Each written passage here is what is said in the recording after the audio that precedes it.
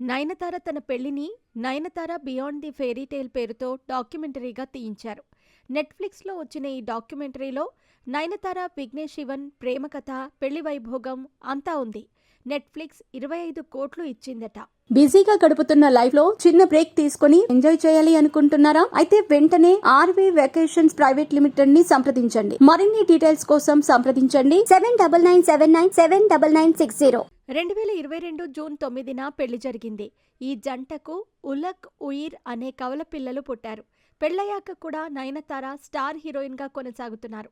Heroine ప్రాధాన్యం ఉన్న కథలనే ఎంచుకుంటున్నారు. ఇక టాలీవుడ్ స్టార్ జంట నాగ చైతన్య, శోభితా ధూళిపాళ కూడా ఒకటయ్యారు.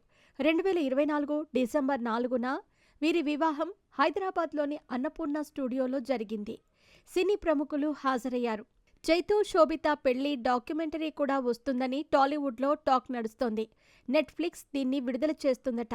ఫిబ్రవరి 14న ప్రేమికుల రోజున విడుదల చేస్తారని, 50 కోట్లు ఇచ్చారని ప్రచారం సాగుతోంది. అయితే ఇప్పటివరకు అధికారికంగా మాత్రం ఎలాంటి ప్రకటన రాలేదు. నాగ చైతన్య, శోభితా ధూళిపాళలు తమ పెళ్లిని ప్రైవేట్గా చేసుకోవాలనుకున్నారు.